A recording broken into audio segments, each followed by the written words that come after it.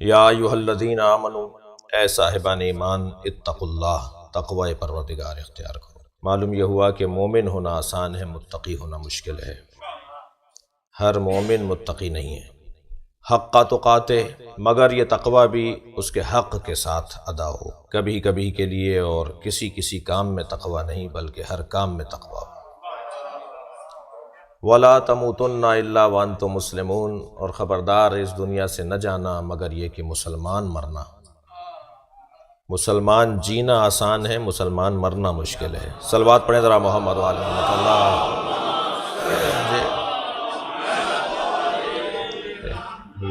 وَلَا تَمُوتُنَّ إِلَّا وَأَنْتُمْ مُسْلِمُونَ، خبردار اس دنیا سے نہ جانا مگر یہ کہ مسلمان جانا۔ وَاعْتَصِمُوا بِحَبْلِ اللَّهِ جَمِيعًا وَلَا تَفَرَّقُوا، اور اللہ کی رسی کو مضبوطی سے تھامے رکھو اور اس رسی کے بارے میں اختلاف مت کرو۔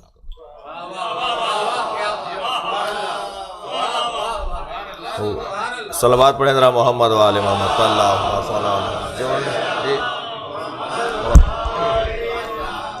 وَاعْتَصِمُوا بِحَبْلِ اللَّهِ جَمِيعًا وَلَا تَفَرَّقُوا، مل کر اللہ کی رسی کو جمیعا جی، وَلَا تَفَرَّقُوا، اور اس رسی کے بارے میں جھگڑا مت کرو۔ وَاذْكُرُوا نِعْمَتَ اللَّهِ عَلَيْكُمْ، اور یاد رکھو اللہ کی نعمت کو جو تم پر آئی ہے۔ اور نعمت ہے نعمتوں کا اور نعمات کا ذکر نہیں، ایک نعمت کو یاد رکھو۔ کوئی ایک ایسی نعمت ہے جو ساری نعمتوں کے آنے کا سبب ہے۔ وَاذْكُرُوا نِعْمَتَ اللَّهِ عَلَيْكُمْ، اور اللہ کی ایک نعمت کو یاد کرو۔ اذ کنتم اعداء فألف بین قلوبکم فاصبحتم بنعمتہ اخوانا، تم ایک دوسرے کے دشمن تھے، لڑ رہے تھے، مر رہے تھے، کٹ رہے تھے، ایک دوسرے کو ختم کرنے کے در پہ تھے۔ کنتم اعداء، ایک دوسرے کے دشمن تھے۔ فألف بین قلوبکم، اور تمہارے دلوں میں پھر الفت ایجاد ہو گئی۔ فاصبحتم، اور تم ہو گئے اس نعمت کی وجہ سے بھائی بھائی۔ فاصبحتم بنعمتہ، اللہ کی اس ایک نعمت کی وجہ سے اخوانا، تم بھائی بھائی ہو گئے۔ کنتم شفا حفرۃ من النار، اور تم جہنم کی آخری تہ تک اور اس کے طبقے تک پہنچ چکے تھے۔ فانقذکم منہا، اور ہم نے جہنم سے تمہیں نکالا ہے اور تمہیں جنت کا رستہ دیا ہے۔ کذالک یبین اللہ لکم آیاتہ، اور اللہ کی آیات جو تمہارے لیے ہیں وہ اسی طرح سے بیان ہوتی ہیں۔ لعلکم تہتدون، شاید تم ان آیات کو سن کے ہدایت پا جاؤ۔ صلوات پڑھیں ذرا محمد والے جی حضور۔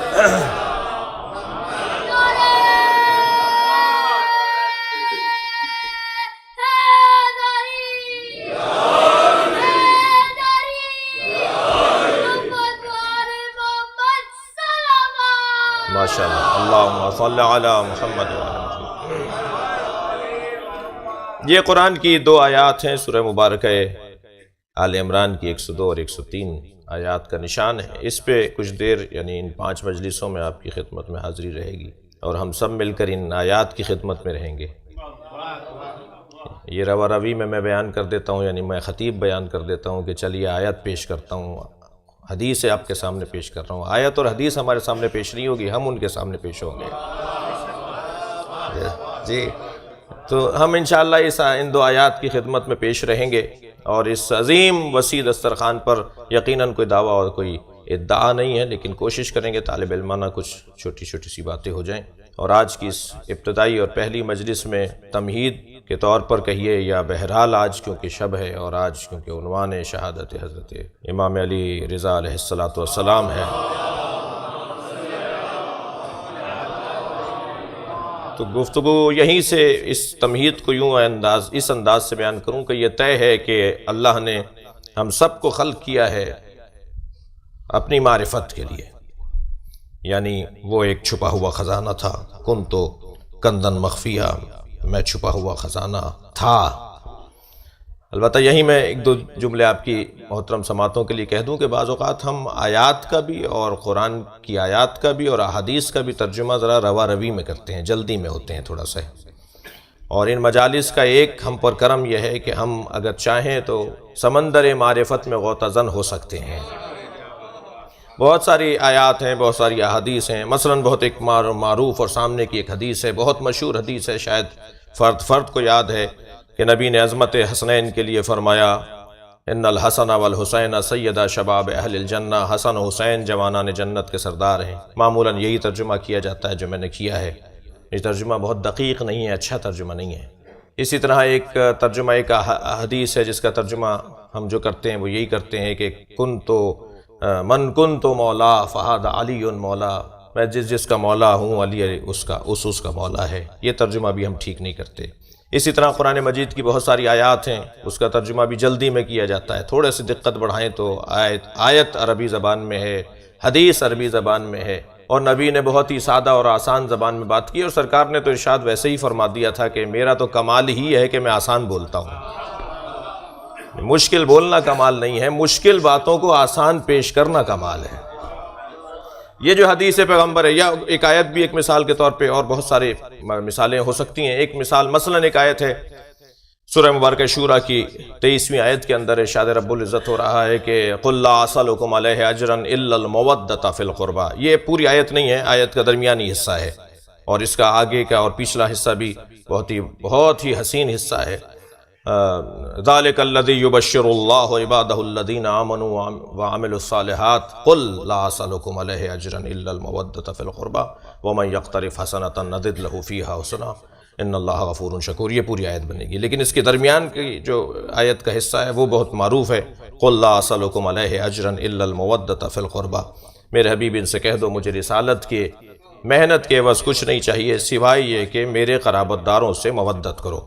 اب ترجمہ یہی کیا جاتا ہے کہ میرے قرابت داروں سے مودت کرو، تو یہ بھی بہت عجلت میں ترجمہ ہوتا ہے، دقیق ترجمہ نہیں ہے، اور اہل دقت جب ترجمہ کریں گے تو بہت زیادہ توجہ سے کریں گے۔ مثلا وہ حدیث ان الحسن والحسین سیدہ شباب اہل الجنہ، حسن حسین جوانان جنت کے سردار ہیں، تو نبی کا یہ فرمانا کہ حسن حسین جوانان جنت کے سردار ہیں، اس کا مطلب یہ ہوا کہ مرو گے جنت میں چلے جاؤ گے تو حسنین کی سرداری ملے گی، یعنی حسنین مردوں کے سردار ہیں۔ بھئی یہی مطلب ہوا۔ نبی نے یہ کب فرمایا کہ حسن حسین جوانان جنت کے سردار ہیں؟ یہ تو نبی نے نہیں فرمایا، سامنے کی عربی ہے۔ سرکار فرما رہے ہیں ان الحسن والحسین سیدہ شباب اہل الجنہ، حسن حسین جوانان اہل جنت کے سردار ہیں، اور اہل جنت ہونے کے لیے مرنا ضروری نہیں ہے۔ صلوات پڑھیں ذرا محمد و آل محمد پر، ہو جائے۔ اہل جنت تو دنیا میں اہل جنت ہوتے ہیں نا، حسن حسین جوانان اہل جنت کے سردار ہیں، تم دنیا میں اہل جنت قرار پاؤ گے تو حسنین کی سرداری تمہیں ملے گی۔ یا وہ بہت معروف حدیث من کنتو مولا، میں جس کا مولا ہوں علی اس کا مولا ہے۔ اب کنتو کا ترجمہ ہوں کریں گے تو پھر وہاں بھی ہمیں یہی جو میں نے ابھی حدیث پڑھ رہا تھا، حدیث قدسی کہ کنتو کنزن مخفیہ، میں چھپا ہوا خزانہ تھا، تو وہاں کنتو کا ہم ترجمہ کر رہے تھا، یہاں ترجمہ کر رہے ہوں۔ یا وہ ترجمہ ٹھیک کیجئے یا یہ ترجمہ ٹھیک کیجئے۔ من کنتو مولا، میں جس کا مولا ہوں، فہاد علی مولا، علی اس کا مولا ہے جی، وہاں ہم ترجمہ کر رہے ہیں کنتو کندن مخفیہ، میں چھپا ہوا خزانہ تھا، یا اسے ٹھیک کیجئے کنتو کو یا اسے ٹھیک کیجئے کنتو کو۔ اور فرما رہے ہیں وہ ترجمہ ٹھیک ہے، کنتو کندن مخفیہ، میں چھپا ہوا خزانہ تھا، فاحببت ان اعرف، میں نے چاہا کہ پہچانا جاؤں، فخلقتک یا محمد، اے محمد میں نے تمہیں بنایا ہی اس لیے تاکہ مجھ اللہ کی معرفت ہو۔ وہ ترجمہ ٹھیک ہے، ترجمہ ہمیں یہاں ٹھیک کرنے کی ضرورت ہے۔ نبی فرما رہے ہیں من کنتو مولا، میں جس کا مولا تھا اب علی اس کا مولا ہے۔ کتنا وسیع مولائیت ہو جائے گی۔ صلوات پڑھیں محمد و آل محمد۔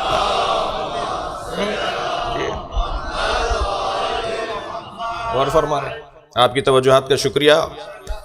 یا یہ آیت جو سامنے کی جو قُلْ لَا أَسْأَلُكُمْ عَلَيْهِ أَجْرًا إِلَّا الْمَوَدَّةَ فِي الْقُرْبَى، اے میرے حبیب ان سے کہہ دو مجھے رسالت کے عوض کچھ نہیں چاہیے، إِلَّا الْمَوَدَّةَ فِي الْقُرْبَى، سوائے یہ کہ میرے قرابت داروں سے مودت کرو۔ کب کہا ہے اللہ نے؟ نقن صاحب نے بڑے حسین پہلو دکھایا ہے اس کے اندر، تفسیر کے اندر نقن صاحب فرماتے ہیں کہ یہاں قربہ مطلق ہے بھائی، نبی کے لیے نبی نے یہ نہیں کہا میرے قربہ، میرے قربہ کا ترجمہ کہاں سے آیا؟ مطلق قربہ ہے، اللہ کہلوا رہا ہے، نبی کہہ رہے ہیں۔ توجہ کر لیا آپ نے، اللہ کہلوا رہا ہے تم کہہ دو، قل تم کہہ دو، اور کہہ رہے ہیں پیغمبر۔ قربہ کس کے قربہ؟ نقن صاحب فرماتے ہیں جہاں یہ نبی کے قربہ ممکن ہے وہاں یہ اللہ کے قربہ بھی تو ہیں۔ تو اگر یہ ترجمہ ہم نے کر دیا کہ اللہ کے قربہ سے مودت کرو تو بہت مشکلیں آسان ہو جائیں گی. یہ بحث ہی نہیں رہے گی کہ نبی کا خاندان ہے یا نبی کا خاندان نہیں ہے. جو بھی اللہ سے قریب تر ہے اس سے مودت کرو. ہاتھ کنگن کو آرسی کیا ہے؟ یہ ثابت کرو کون اللہ سے قریب تر ہے. کسی میں دم ہے، جرت ہے تو آ کر دکھائے. اللہ اکبر. دنیا کی ساری زندگی کی عبادت ایک طرف، علی کی ایک ضربت ایک طرف. صلوات پڑھے محمد و آل محمد پر.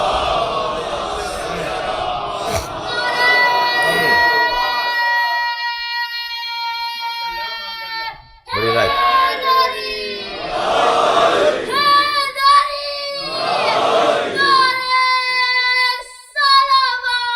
اللہم صل علی محمد و آل محمد. کنتو کندن مخفیہ، میں چھپا ہوا خزانہ تھا. فاحببت ان اعرف، میں نے چاہا کہ پہچانا جاؤں، تو میں نے اپنی معرفت کے لیے تمہیں بنایا ہے. اور نبی فرماتے ہیں، مولا علی فرماتے ہیں، لولا نحن ما عبد اللہ، اگر ہم اہل بیت نہ ہوتے تو اللہ کی عبادت نہ ہوتی. ہم نے طریقہ و سلیقہ بتایا ہے کہ کیسے اللہ کی عبادت ہوگی. ہم بتائیں گے تو لوگ اس انداز سے اللہ کا شکر ادا کریں گے، اس کی بارگاہ میں حاضری دیں گے. توجہ چاہوں گا عزیزان گرامی. تو ہم سب پیدا کیے گئے ہیں. اس پوری کائنات کو اللہ نے خلق کیا ہے ہمارے لیے. خلقت الخلق لأجلک، اے انسان میں نے ساری مخلوق تیرے لیے بنائی ہے، مگر تجھے مخلوق کے لیے نہیں بنایا. اللہ نے یہ ساری دنیا ہمارے لیے بنائی ہے، مگر دنیا کو ہمارے لیے نہیں بنایا ہے. دنیا ہمارے لیے بنائی ہے، ہمیں دنیا کے لیے نہیں بنایا ہے. اللہ نے دنیا ہمارے لیے بنائی ہے، ہمیں دنیا کے لیے نہیں بنایا ہے. اور فرمائیں گے یہ دنیا اللہ نے ہمارے لیے بنائی ہے، ہمیں دنیا کے لیے نہیں بنایا ہے. قیمت گر جائے گی، چھوٹے ہو جائیں گے اگر ہم دنیا کے لیے ہو جائیں گے. تو ہم اپنی حیثیت کھو دیں گے اگر دنیا کی خاطر زندگی گزاریں گے. دنیا کی اتنی حیثیت ہی نہیں ہے کہ ہم اس کی خاطر زندگی گزاریں. صلوات پڑھیں ذرا محمد و آل محمد پر. خلقت الخلق لأجلک، اے انسان یہ ساری مخلوق میں نے تیرے لیے بنائی ہے. وخلقتک لأجلی، اور تجھے میں نے اپنے لیے بنایا ہے. تیری قیمت اس وقت بلند ہوتی ہے جب تو اپنے آپ کو میرے ہاتھوں بیچے. اور کر رہے ہیں جب تو اپنے آپ کو میرے ہاتھوں بیچے گا تب تیری قیمت بلند ہوگی. اب مجھے تاریخ کے صفحات پر کتنے لوگ ایسے ملے کہ جنہوں نے اپنی قیمت لگوائی ہو. اپنی قیمت لگانا ہی تو کارنامہ ہے نا بھائی. جو اپنے آپ کو ہی نہ جانتا ہو وہ دنیا کو کیا جانے گا. جو اپنی قیمت ہی نہ جانتا ہو وہ کسی کی کیا قیمت لگائے گا. دنیا میں تاریخ کے اندر، انسانی تاریخ کے اندر کتنے لوگوں نے اپنی قیمت کا اندازہ لگایا. مجھے علم نہیں ہے لیکن مجھے اتنا ضرور علم ہے کہ شب ہجرت ایک شخص نے بیچ کر اپنے آپ کو اپنی اللہم صل علی اپنی قیمت کا اندازہ کروایا، اور وہ میری مولا علی کی ذات. لہٰذا یہ ساری مخلوق میں نے تیرے لیے بنائی ہے مگر تجھے اپنے لیے بنایا ہے. اب جیسے جیسے یہ اللہ کی معرفت اپنی بڑھاتا چلا جائے گا، ایسے ایسے یہ اپنی قیمت کے قریب ہوتا چلا جائے گا. اور یہ انسان کبھی آگے بات ہو، اور آج کیونکہ امام کی خدمت میں بھی کچھ دیر حاضری رہنی ہے، یہ انسان اپنے آپ کو اگر پہچاننے لگ جائے تو پھر یہ بہت بڑا آدمی ہو جاتا ہے. اور سب سے بڑی مشکل بات ہی ہے کہ اپنے آپ کو نہیں پہچانتا. یہ سب کو پہچان لیتا ہے، اپنے آپ کو نہیں پہچانتا. مشکل ترین مخلوق ہے، مجہول ترین مخلوق ہے انسان. اور انسان شناسی خود ایک بہت بڑا مرحلہ ہے. اور کتنا مشکل ہے اللہ کو پہچاننا، اس کا اندازہ لگانے کے لیے اتنا سوچ لیا جائے کہ کتنا مشکل ہے اپنے آپ کو پہچاننا.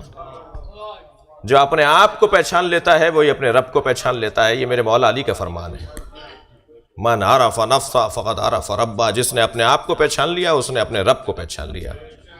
اور عزیزان گرامی یہ در حقیقت قرآن نازل ہی اس لیے کیا گیا ہے، اور یہ پیغامات اسی لیے ہم تک پہنچے ہیں کہ تم اپنے آپ کو پہچانو، اپنی معرفت اور اپنی حیثیت کو پہچانو کہ تمہاری حیثیت کیا ہے. قرآن نے اس انسان کے بارے میں بہت کچھ رہنمائی کی ہے. اور بلکہ اگر میں یوں کہہ دوں کہ قرآن کا موضوع بھی جیسے ہر کتاب کا ایک موضوع ہوتا ہے، ہر کتاب کسی نہ کسی موضوع پر لکھی جاتی ہے. کوئی مؤلف بغیر موضوع کی کتاب نہیں لکھتا. قرآن بھی کتاب ہے، اور اس کتاب کا موضوع کیا ہے؟ یہ انسان کے موضوع پہ لکھی گئی کتاب ہے، اس کا موضوع تالیف انسان ہے۔ جتنے بھی متعلقات انسان اور بشر ہوں گے وہ سب قرآن میں اللہ نازل کرے گا، اور اس میں سب سے پہلی گفتگو یہ ہوگی کہ انسان ہے کیا، انسان کو تو پہچانا جائے۔ تو اللہ نے انسان کی تقسیم بھی کی ہے کہ انسان کہتے کسے ہیں، یہ کل بات ہونا چاہیے۔ میں اپنے ذیل مقدمے کی طرف بڑھوں کہ یہ انسان جب اپنے آپ کو پہچاننے لگتا ہے تو در حقیقت اللہ کے قریب ہوتا ہے، اور اللہ کے قریب ہونے کا مطلب یہ ہے کہ یہ حجت کے قریب ہوتا ہے، جو اللہ پہچاننے کا ذریعہ ہے، جو اللہ تک لے جانے کا ذریعہ ہے۔ اور وہ حجت، وہ جو خود وجود اللہ کی معرفت کا ذریعہ ہے، جس کے لیے حدیث کے ایک جملہ ماخوذ اور مستفاد ہے کہ یتجلی بخلقہ لخلقہ، یا یتجلی بخلقہ بخلقہ، اللہ تجلی کرتا ہے مخلوق پر مخلوق کے ذریعے۔ اللہ تجلی کرتا ہے، اللہ ظہور کرتا ہے، اللہ دکھائی دیتا ہے، اللہ کو سمجھا جا سکتا ہے مخلوق کے ذریعے سے۔ یعنی ساری کائنات اللہ کو سمجھے گی کسی مخلوق کے ذریعے۔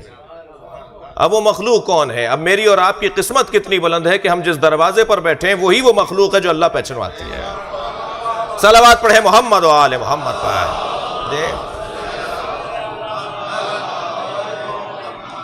یہی میں اپنے جوانوں کے لیے، کم سن ساتھیوں کے لیے ایک جملہ کہوں، بلکہ سب کے لیے عرض کر رہا ہوں کہ ہم جتنا شکر کریں اللہ کا کم ہے کہ ہم جس دروازے پر بیٹھے ہیں اس سے اچھا دروازہ نہیں ہے۔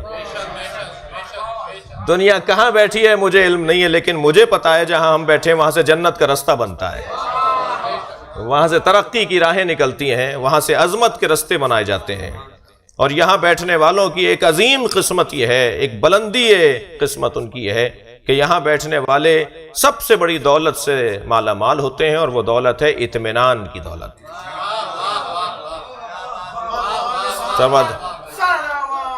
اللہم صلی علی، اور کر رہے ہیں سب سے بڑی دولت پروردگار عالم، اگر کسی کے پاس سب سے بڑی دولت ہے تو وہ اطمینان کی دولت ہے، جو نوٹوں سے نہیں خریدی جا سکتی، جو بنگلوں سے، گاڑیوں سے نہیں، زمینوں سے نہیں خریدی جا سکتی، کاروبار سے نہیں خریدی جا سکتی۔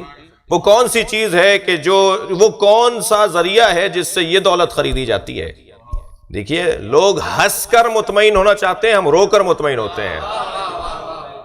ہمارا انداز زندگی کچھ اور ہے، اور ہمارا دشمن تو ویسے بھی، میں عالمی سطح پر بات کر رہا ہوں کہ پوری دنیا میں ہمارا کوئی دشمن نہیں ہے، جی کوئی دشمن نہیں ہے ہمارا۔ میں اپنے بچوں سے اور جوانوں سے گزارش کروں، ہمارا کوئی دشمن نہیں ہے دنیا کے اندر، ان کی حیثیت نہیں ہے کہ ہماری دشمنی کا عنوان پائیں۔ اہل بیت کے چاہنے والوں سے دشمنی کرنے کے لیے کردار چاہیے جو ان کے پاس نہیں ہے، ان سے زیادہ بے وقوف کوئی نہیں ہے، اس لیے کہ یہ ہمارے بدن کو مارتے ہیں، ہم ان کے نظریے کو مارتے ہیں۔ صلوات پڑھے محمد و آل محمد پر۔ دیو تو ہے ہمارا، اللہم صلی علی محمد و آل محمد۔ ہمارا انداز زندگی لوگوں کو مارے ڈال رہا ہے، ہمارا رونا لوگوں کو رلا رہا ہے، جی ہمارا ماتم لوگوں کو تکلیف دے رہا ہے۔ یعنی ادھر اطمینان بڑھ رہا ہے، ادھر اضطراب بڑھ رہا ہے۔ جملہ آپ کی محترم سماعتوں کے حوالے کروں، عزیزان گرامی، دنیا ہمیں مار کر مضطرب ہے، ہم مر کے مطمئن ہیں۔ صلوات پڑھے محمد و آل محمد پر۔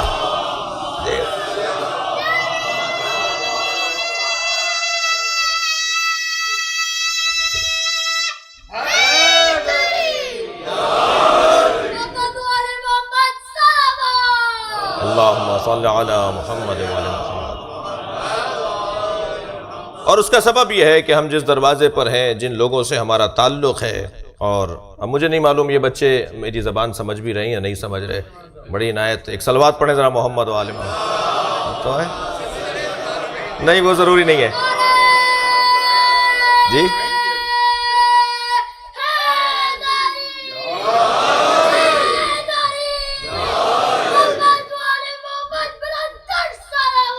اللہم صلی علی محمد و آل محمد۔ مگر اتنا ضرور ہے کہ اس دروازے پر، یعنی خاص طور پہ عزاداری میں اور مجالس کے اندر، ان بچوں کی شرکت بہت ضروری ہے۔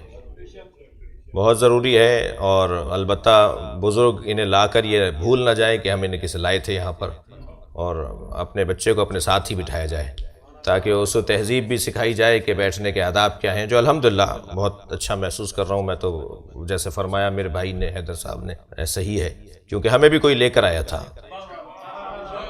ہمیں بھی کوئی گود میں لایا تھا، کوئی انگلی پکڑ کر لایا تھا، اور میں دشمن پر بات تبصرہ کر رہا تھا کہ ہمارا دشمن اتنا بے وقوف ہے کہ ہم سے امام حسین کا ذکر چھیننا چاہتا ہے، امام کی محبت ہم سے چھیننا چاہتا ہے، جو وہ نامراد ہی رہے گا، اس لیے کہ بچہ ماں کے شکم میں نہ بولتا ہے، نہ سونگھتا ہے، نہ چکھتا ہے، نہ لمس کرتا ہے، مس کرتا ہے، صرف ماں کے شکم میں بچے کے اندر ایک صلاحیت ہوتی ہے، اور وہ ہے سننے کی صلاحیت۔ بچہ دنیا میں آنے سے پہلے سن رہا ہوتا ہے۔ ہماری ماں جب ہمیں مجلس میں لے جاتی تھی تو ہم امام حسین کا ذکر دنیا میں آنے سے پہلے سنتے تھے۔ جو پیدا ہونے سے پہلے حسینی ہو اس سے حسینیت چھینی نہیں جا سکتے ہیں۔ صلوات پڑھیں محمد و آل محمد پر ہو جائے۔ بلندتر صلوات ہدیہ کریں گے۔ اللہم صل علی۔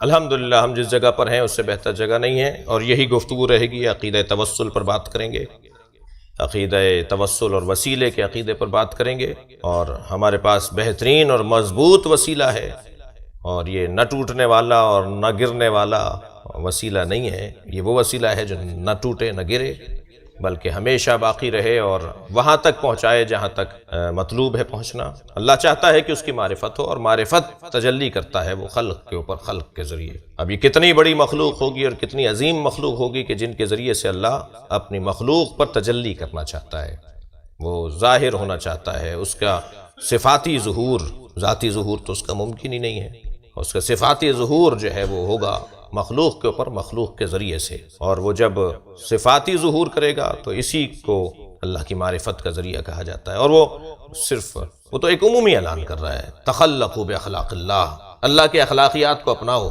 یعنی ہم سے چاہتا ہے کہ ہم اس کے اخلاقیات کو اپنائیں۔ وہ کریم ہے، کریم بن کر دکھاؤ، وہ غفار ہے، غفار بن کر دکھاؤ، وہ ستار ہے، ستار تمہارے پاس کسی کا عیب اگر معلوم ہو گیا ہے تمہیں تو اس عیب کو چھپا کے دکھاؤ، اسے کسی کو نہ بتاؤ۔ اللہ چاہتا ہے کہ میری مخلوق میرے اخلاقیات کو اپنائے، حدیث ہے، حدیث پیغمبر ہے، تخلق باخلاق اللہ، اللہ کے اخلاقیات کو اپناؤ۔ البتہ یہاں بڑی حسین بحث ہے کہ اللہ چاہتا یہ ہے کہ اس کی مخلوق اس کے اخلاقیات کو اپنائیں، مگر ایک ایسی صفت ہے جو اللہ نہیں چاہتا کہ کوئی اپنائے، اور وہ صفت ہے المتکبر۔ وہ پسند نہیں کرتا کہ کوئی میری مخلوق متکبر ہو کر دکھائے، اور عبادت نہ کرنے والوں کو وہ متکبر کہتا ہے۔ ان الذین یستکبرون عن عبادتی، یعنی جو نماز نہیں پڑھتا، عبادت نہیں کرتا، اللہ کے آگے سر نہیں جھکاتا، اللہ کو یاد نہیں کرتا، اللہ کے مطابق وہ متکبر ہے۔ یعنی تکبر کی ایک نشانی عبادت کا نہ کرنا ہے۔ ایک صلوات پڑھ لیں ذرا نبی اور آل نبی پر۔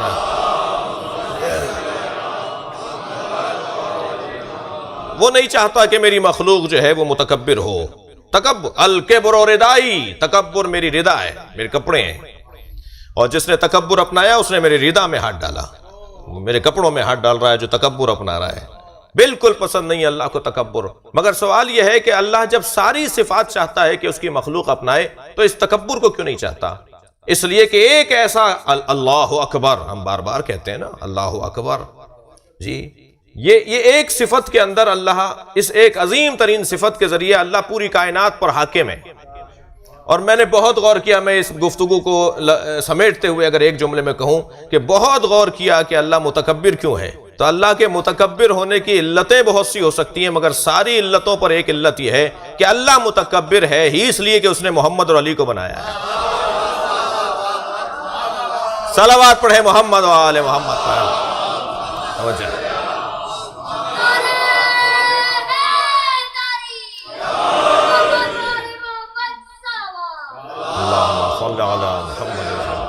جی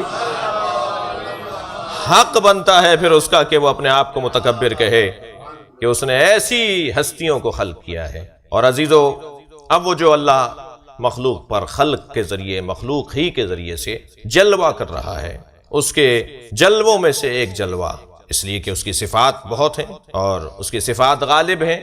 ان صفات میں سے ایک صفت اس کی ہے الرضا۔ اس کی صفات میں توجہ ہے نا، اس کی صفات میں سے ایک صفت ہے الرضا۔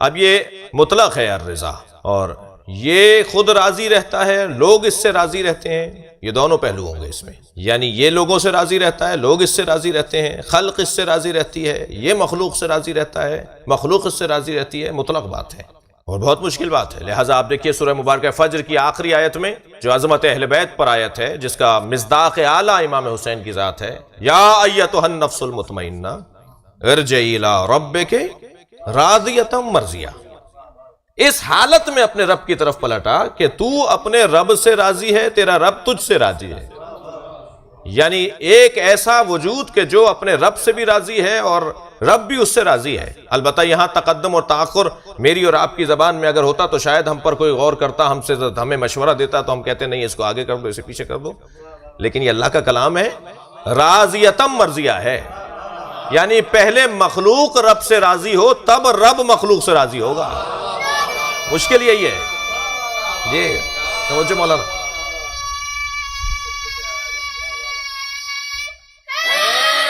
ماشاء اللہ، اللہم صل علی محمد وعلی محمد۔ بہت مشکل ہے، اصل مشکل ہی یہ ہے کہ مخلوق اپنے خالق سے راضی ہو جائے، مشکل یہی ہے۔ یعنی میں اگر اپنے آپ سے کہوں تو میں راضی نہیں ہوتا رب سے اپنے، ہر آن کوئی نہ کوئی شکوہ ہے، ہر مرحلے میں کوئی نہ کوئی شکایت ہے، کبھی بھی تو چین سے نہیں ہوں، سب کچھ ملنے کے باوجود اور چاہیے جی۔ اور فرمایا گیا کہ طالبان یا لا یشبان، دو طرح کے طالب کبھی بھی سیر نہیں ہوتے۔ اور فرما رہے بھائی، میں یہاں یہ جملہ کہہ سکتا تھا، وہاں ہم نے ایک نجی ٹی وی پر یہ جملہ کہا، یہ حدیث سنائی، صلوات پڑھے ذرا محمد والے۔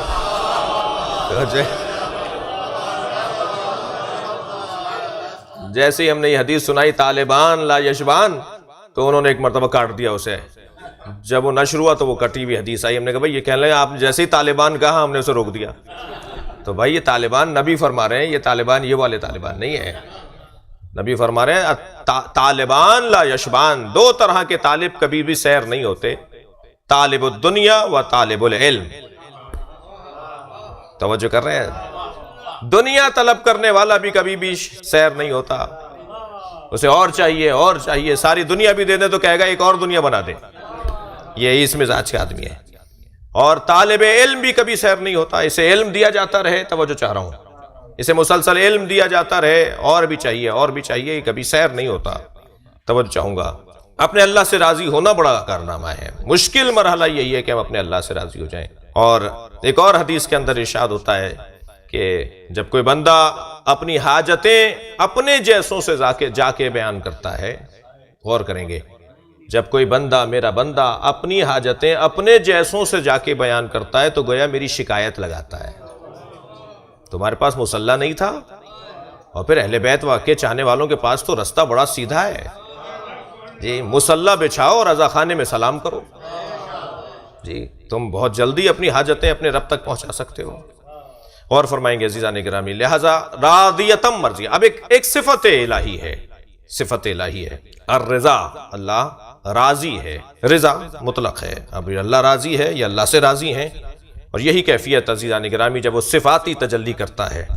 آپ لوگ اگر آمادہ ہیں تو ایک منزل فضیلت اور لے لیں، جب کسی پر اللہ کی صفاتی تجلی ہو تو کیا ہوتا ہے، اور جب اللہ پر اللہ کی کسی پر ذاتی تجلی ہو تو کیا ہوتا ہے، غور فرمائیں گے۔ حضرت موسیٰ سے بڑی خواہش کی امت حضرت موسیٰ نے کہ ہم بغیر اللہ دیکھے ہوئے تو اللہ مانیں گے ہی نہیں، اور بہت سارے لوگوں کی خواہش ہوتی ہے ان کی حیثیت سے زیادہ کی، خواہش ہونی چاہیے حیثیت کے مطابق، تو بہت سارے لوگ اپنی حدوں کو نہیں پہچانتے، مشکل یہ ہے، اگر اپنی حد کو پہچان لیا جائے تو بڑی مشکلیں دور ہو جائیں۔ اب کہنے لگے کہ اس جملے پہ کبھی اور لطف لوں گا آگے، ہمیں اللہ کو دیکھنا ہے، اور اللہ کے دیکھے بغیر تو اللہ کو مانیں گے نہیں۔ اچھا، یہ خواہش آج بھی بعض لوگوں کی ہے کہ اس دنیا میں نہ صحیح مگر آخرت میں ہمیں اللہ نظر آئے گا، تو اللہ کی رویت کے منتظر ہیں۔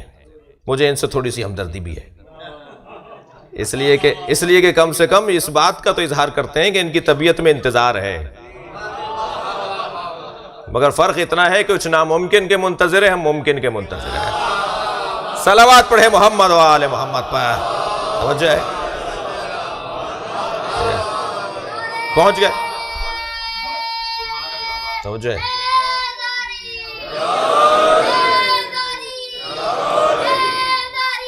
یا علی اللہم صلی علی محمد و آل محمد۔ پہنچ گئے حضرت موسیٰ کے ساتھ کوہ طور کے اوپر اللہ کو دیکھنے کے لیے، اور وہاں جو تجلی ہوئی اللہ کی، اس تجلی کے نتیجے میں پہاڑ تو ریزہ ریزہ ہو گیا، لوگ مر گئے، حضرت موسیٰ بے ہوش ہو گئے۔ اور جب حضرت موسیٰ کو ہوش آیا تو اچھا اللہ نے پہلے ہی کہہ دیا تھا لن ترانی یا موسیٰ، اے موسیٰ مجھے ہرگز نہیں دیکھ سکو گے، ہرگز نہیں دیکھ سکو گے۔ جب موسیٰ نہیں دیکھ سکے گا تو امت کیسے دیکھے گی؟ لوگوں کو یہیں سے سمجھ لینا چاہیے تھا کہ سب برابر نہیں ہوتے، لیکن ایک مرتبہ صلوات پڑھیں ذرا نبی اور عالم۔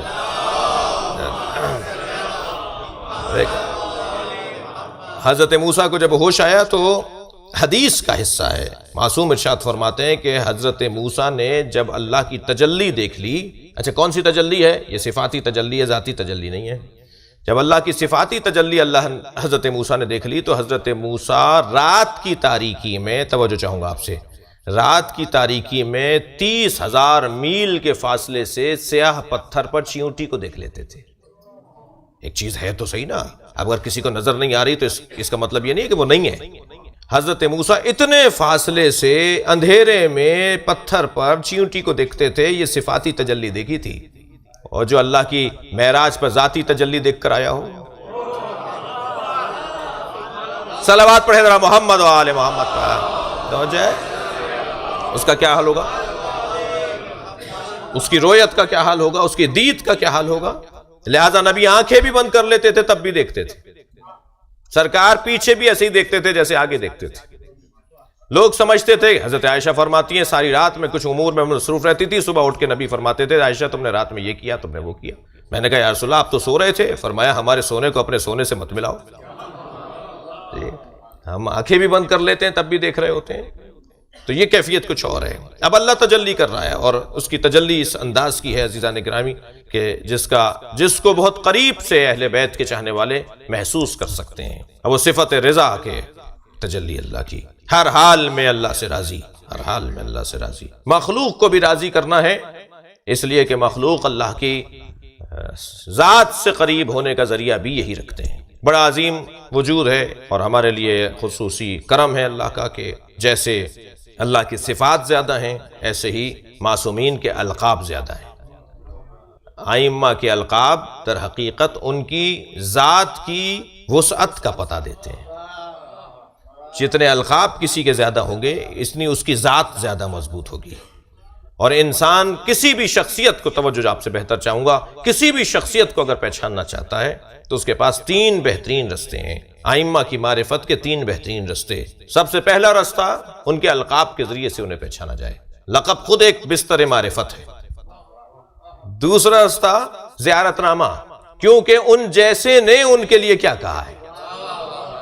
بھئی میں کتنا ہی مولا کے لیے کچھ کہتا رہوں، کمال تو یہ ہے کہ فاطمہ علی کے لیے کچھ کہیں، معصوم کے لیے کچھ فرمائے، تب معلوم ہوگا کہ ان کا مقام کیا ہے۔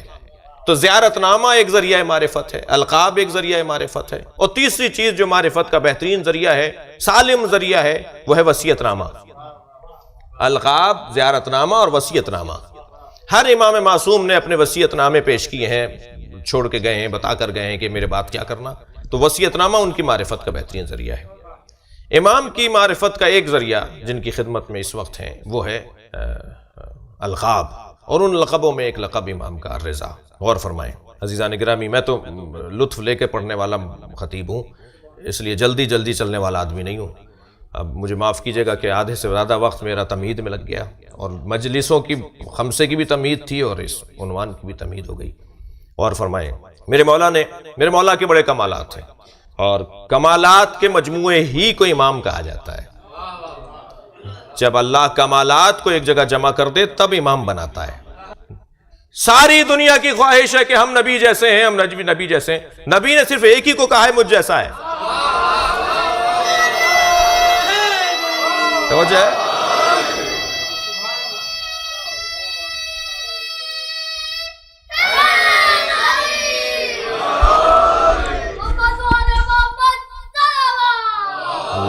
صلی علی محمد وعلی محمد۔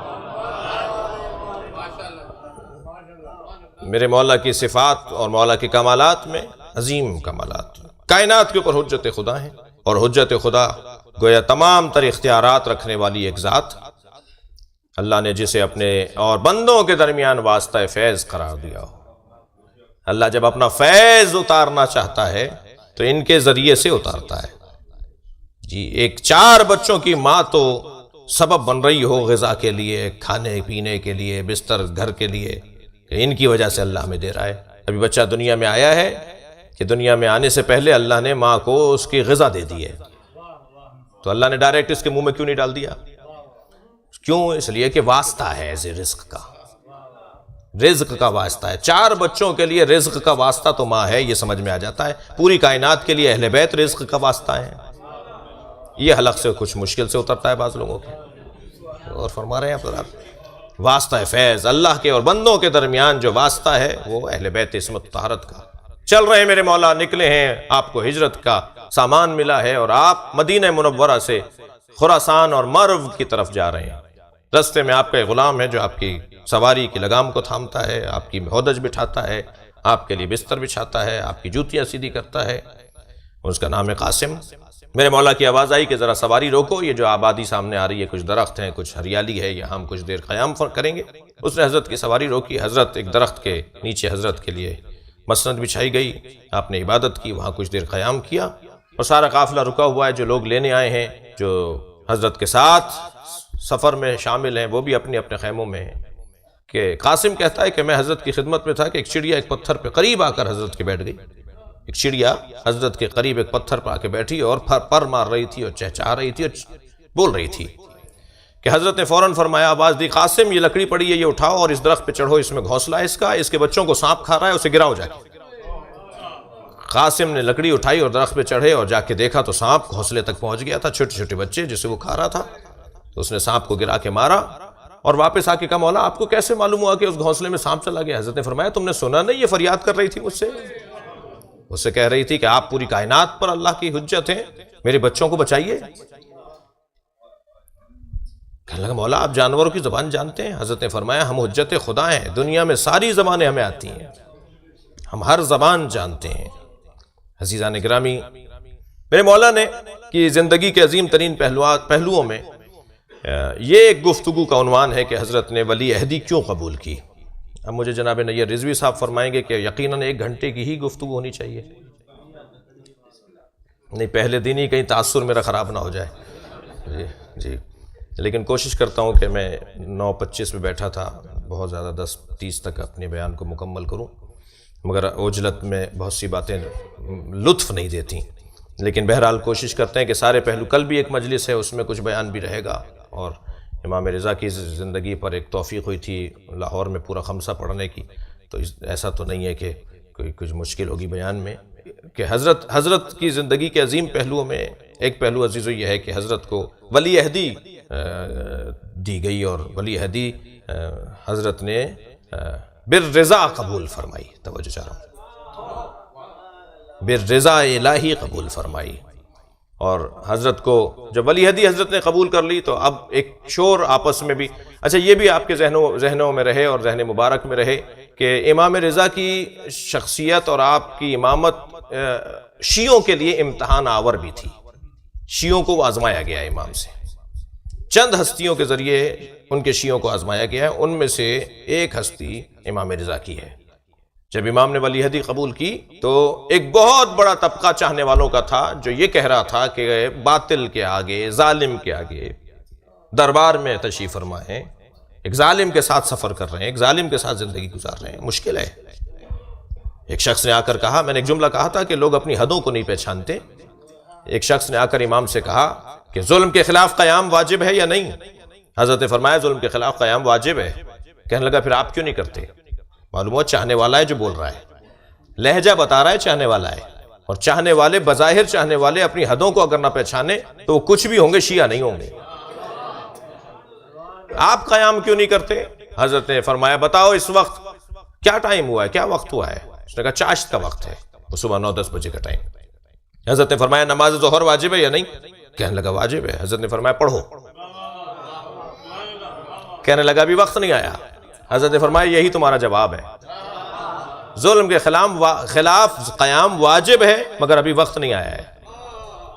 یہ تشخیص دینا کہ کب ظلم کے خلاف قیام کرنا ہے یہ امام کا کام ہے۔ تو بڑی مشکل تھی، آزمائش تھی حضرت کے چاہنے والوں کی، جب حضرت نے سارے رستے جگہ جگہ حضرت سے سوالات ہوتے رہے اور حضرت اس سفر کو مکمل کرتے ہوئے خراسان پہنچے۔ بہرحال حضرت اس انداز سے امامت کو آگے بڑھا رہے ہیں جو مشکل امامت بھی ہے چاہنے والوں کے لیے بھی، اور حضرت کا امامت کا انداز بھی مشکل ہے۔ اور امام اسے کہتے ہیں، جملہ محسوس کریں گے، مجلسی اور ممبری جملہ کہہ رہا ہوں، امام اسے کہتے ہیں جو حالات سے متاثر نہ ہوتا ہو، حالات کو متاثر کرتا ہو۔ اور فرمائیں امام معصوم کہتے ہی اسے ہیں جو مڑ کر نہیں دیکھتا، زمانے کو موڑ کر دیکھتا ہے۔ صلوات پڑھیں محمد و آل محمد پر۔ جی وہ جو ہے نا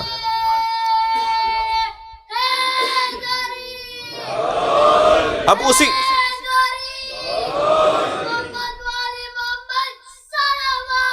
اللہم صلی علی محمد و آل محمد۔ اب وہی دربار جو بظاہر ایک ظالم کا دربار ہے، ایک بعد میں قاتل بھی سامنے ہوگا، اسی دربار میں بیٹھ کر امام نے امامت کے نظام کو آگے بڑھایا ہے۔ 80 مناظرے ہیں میرے عزیزو جو امام نے دربار مامون رشید میں مختلف افکار کے رکھنے والوں سے کیے ہیں، دہریوں سے، مسیحیوں سے، یہودیوں سے، مخالفوں سے۔ مخالف جب کہا جاتا ہے حدیث کی زبان میں تو مخالف سے مراد غیر شیعہ، جسے آج آپ غیر شیعہ کو ایک نام دیتے ہیں، وہ اہل بیت کی زبان میں اور روایات اہل بیت کی زبان میں یعنی مخالفوں سے مناظرے ہیں، اور حسین مناظرے ہیں اور تاریخی مناظرے ہیں جو امام کے ہیں۔ اور ایک موٹا سبب حضرت کی ولی عہدی قبول کرنے کا اعمال اور رفتار کی اصلاح اور عقائد اور علم کلام کی اصلاح، یہ دو پہلو تھے جس کی وجہ سے حضرت نے ولی عہدی قبول فرمائی ہے۔ تفصیل سے بات ہو، حضرت جلوہ فگن ہے، مامون رشید کی کرسی برابر میں رکھی ہے۔ حضرت روزانہ ایک وقت ہوا کرتا تھا جس وقت میں پوری دنیا کے اور مختلف علاقوں اور آبادیوں سے لوگ سفر کر کے پہنچ رہے ہوتے تھے، اور دربار میں کرسیاں لگی ہوتی تھیں اور مجمع جمع ہوتا تھا، اور حضرت کی تشریف فرما ہونے کے بعد پھر سوالات ہوتے تھے اور مناظرہ ہوتا تھا۔ ایک شخص نے آ کر سوال کیا میرے مولا سے، اور سوال کرنے والا مخالف ہے، دہریہ ہے۔ سوال کیا کہ آپ کا عقیدہ یہ ہے کہ اللہ ہر شے پر قدرت رکھتا ہے؟ میرے مولا نے فرمایا کہ یقیناً ان اللہ علی کل شیء قدیر، اللہ ہر شے پہ قدرت رکھتا ہے۔ تو جب اس نے حضرت سے یہ جملہ سن لیا تو اپنی جیب سے مرغی کا انڈا نکالا، توجہ چاہ رہا ہوں، اور اس انڈے کو پیش کر کے کہا اگر اللہ ہر شے پہ قدرت رکھتا ہے تو اس انڈے میں دنیا کو ڈال سکتا ہے؟ یہ پوری دنیا اس انڈے میں آ سکتی ہے؟ حضرت نے فرمایا تو کام کیا کرتا ہے؟ سوال حضرت اس لیے کر رہے ہیں کہ لوگوں سے بات کرنی چاہیے ان کی عقل کے مطابق۔ حضرت نے فرمایا بتاؤ کرتے کیا ہو؟ کہنے لگا میں نجار ہوں، کھاتی ہوں، بڑھئی ہوں، کارپینٹر ہوں، میرا کام لکڑی کی شکلیں بنانا ہے، خام لکڑی سے میں تخت بناتا ہوں، کرسی بناتا ہوں، ممبر بناتا ہوں، میں لکڑی کی چیزیں بناتا ہوں۔ حضرت کے ہاتھ میں عصائے پیغمبر تھا، لکڑی کا تھا۔ حضرت نے آگے بڑھا کے فرمایا اس سے مجھے تخت بنا کے دے دے۔ کہنے لگا میں تخت بنا سکتا ہوں مگر اس لکڑی میں صلاحیت نہیں ہے کہ تخت بن سکے۔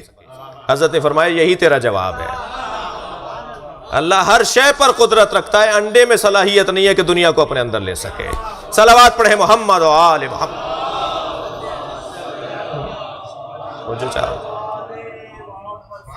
اور فرما رہے ہیں آپ حضرات، اور بہت حسین مناظرے ہیں، کل بات ہو۔ حضرت کی ولی عہدی قبول کرنے کے اسباب میں ایک سبب رفتار اور کردار امت کی اصلاح، اس جملے کو کوشش کریں گے کہ آئندہ نبھائیں، اور عقائد اور علم کلام کی تصحیح اور اصلاح، یہ ایک بڑا ہدف میرے مولا کی امامت کا۔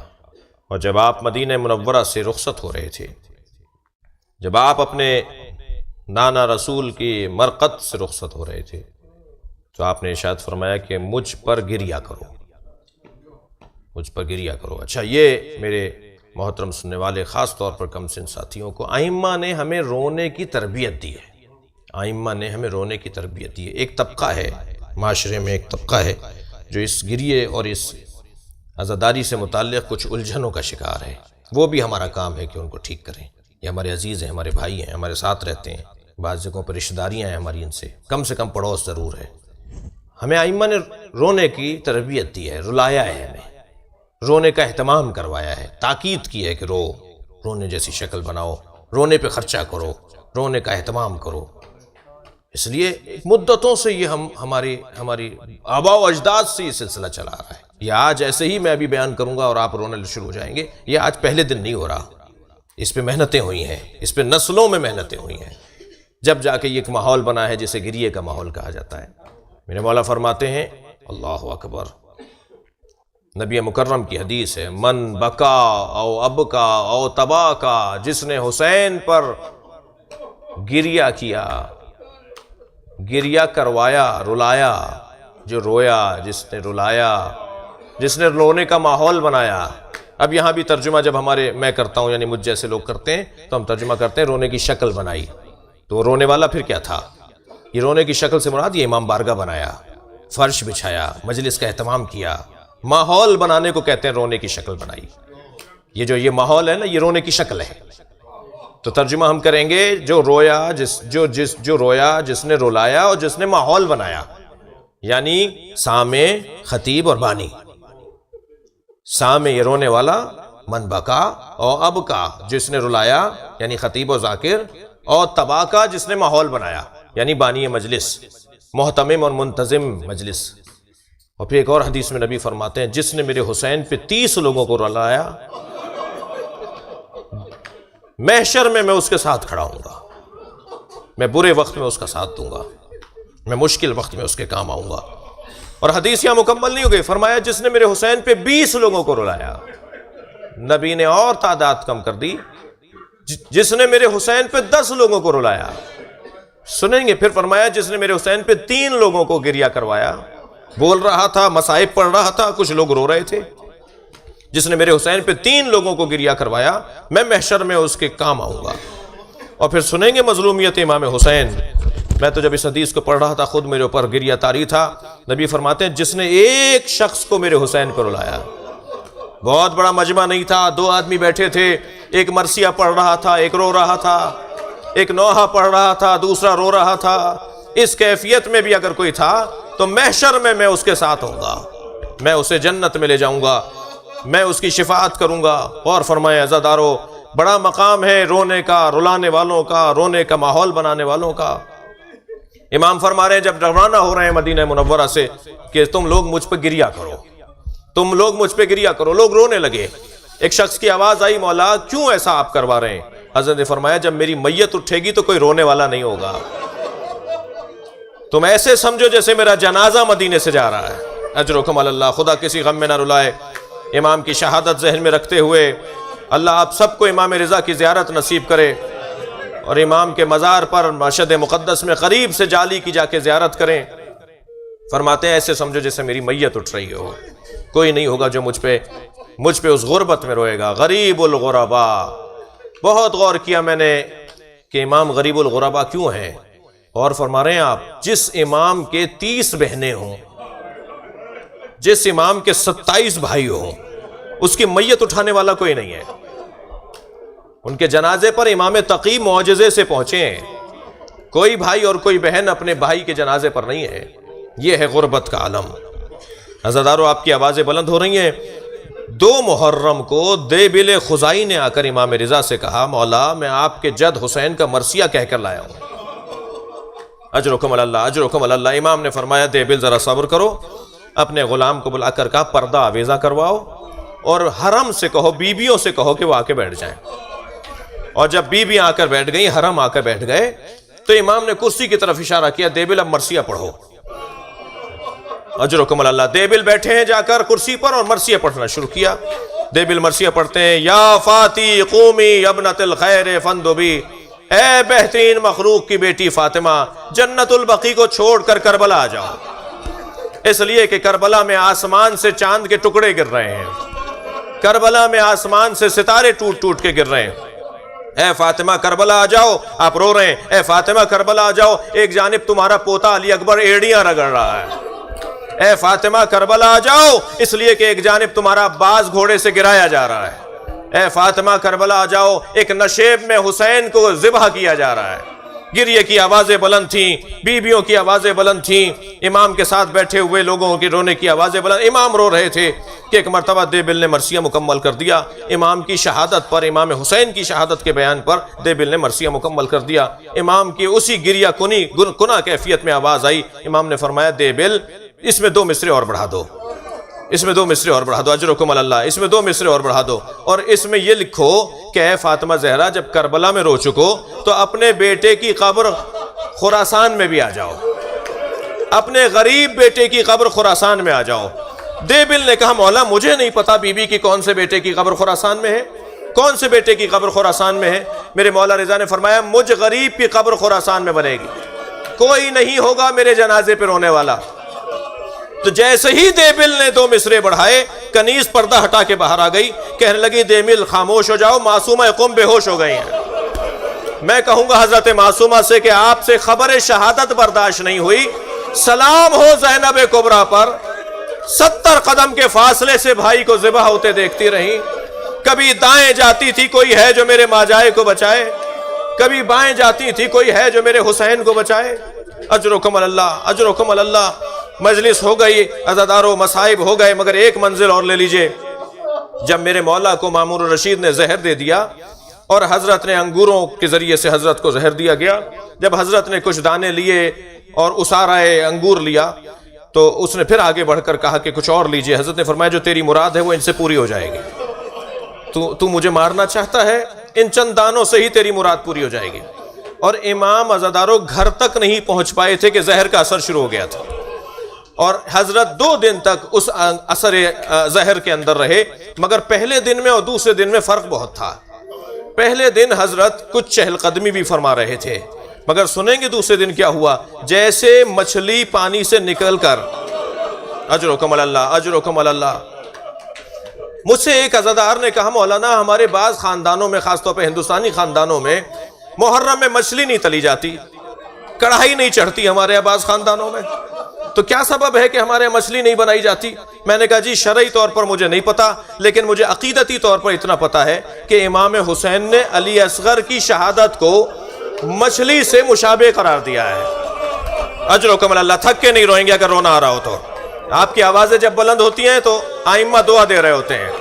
इमाम ने क्या फरमाया, अमा तरौना कैफा यतलद्दा, तुम मेरे अली असगर को देख नहीं रहे, ये कैसे दम दे रहा है, कैसे दम तोड़ रहा है, जैसे मछली मुंह खोलती है और बंद करती है। जब मछली का दम निकल रहा होता है तो आखिरी मरहला होता है कि वो बार बार मुंह खोलती है और बंद करती है। इस कैफियत को कहते हैं यतलद्दा।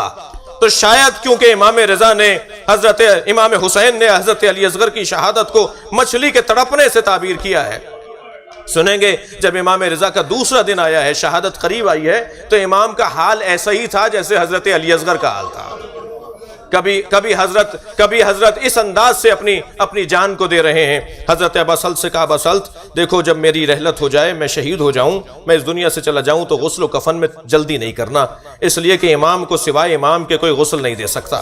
मेरा बेटा मोहम्मद तकी मौजज़े से आएगा, तुम मेरे जनाजे को हुजरे में रख कर बाहर चले जाना, गुस्ल कफन तैयार होगा, मेरा बच्चा मुझे गुस्ल कफन देगा, और फिर उम्मत के कांधों पर ले जाना, और फिर मुझे जहां दफनाया जाए वहां दफना दिया जाए। सुनेंगे ज़दारो, अबा सल्त कहते हैं कि मैं बाहर खड़ा था कि मैंने एक मरतबा गुस्ल देने की आवाज़ महसूस की।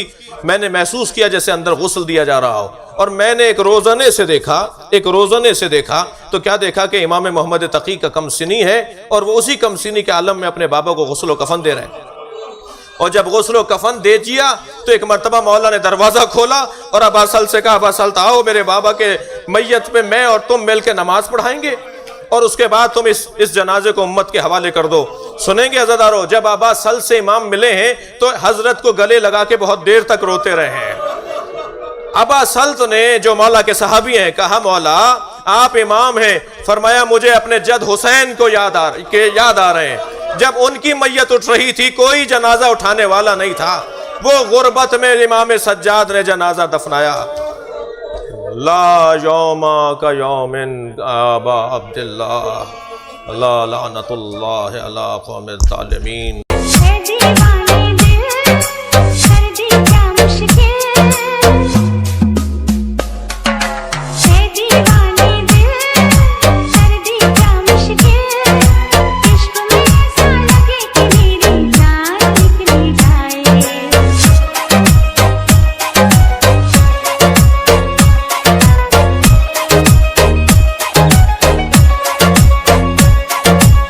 DJ DRK DJ DRK DJ DRK DJ DRK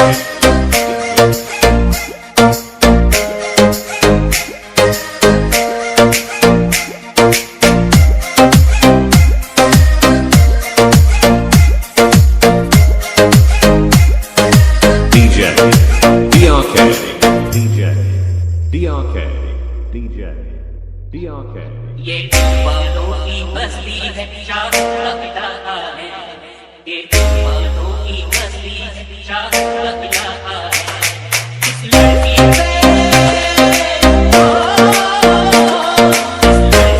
آیا ہے تو بڑی پٹاخہ ہے یہ بالوں کی بستی ہے شاہ لگتا ہے یہ بالوں کی بستی ہے شاہ لگتا ہے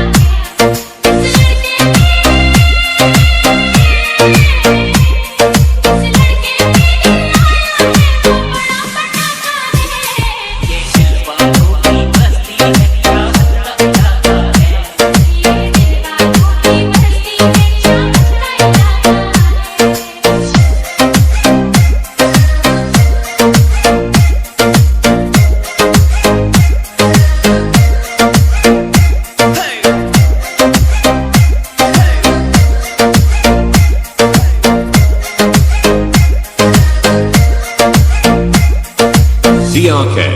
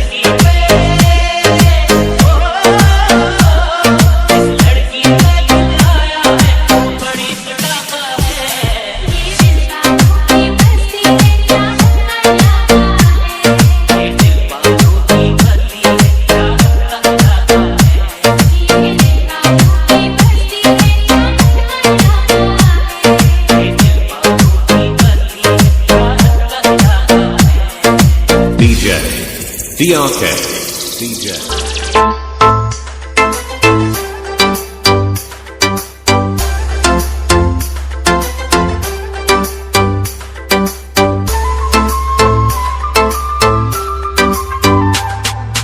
DJ DRK DJ DRK DJ DRK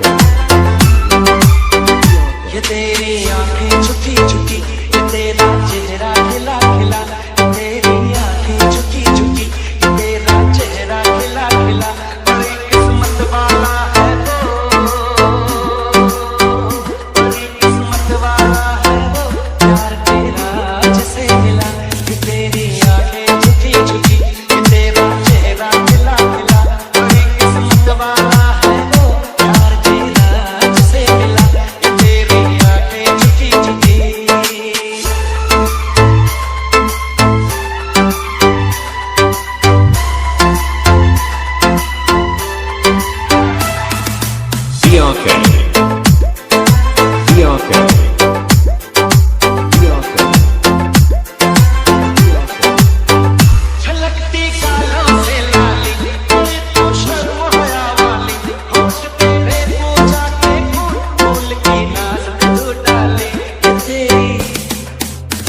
कि तेरी आंखें झुकी झुकी, तेरा चेहरा खिला खिला, बड़ी किस्मत वाला है वो, प्यार तेरा मुझसे मिला, कि तेरी आंखें झुकी झुकी।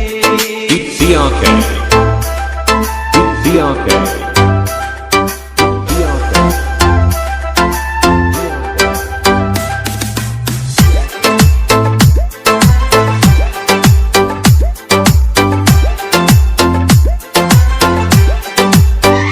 किसी के प्यारे प्यारे बाल, किसी की प्यारी प्यारी चाल, सर से पाँव तक सुंदर, तो है कुदरत का कोई कमाल है तेरी।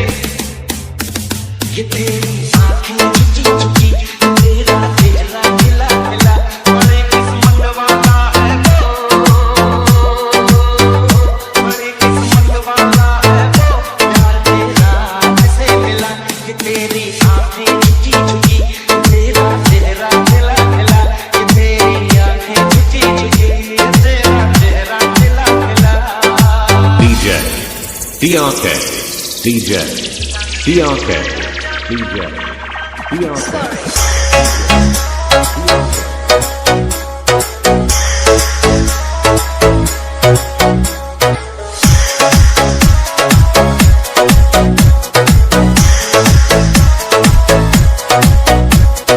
DJ. DRK. DJ. DRK.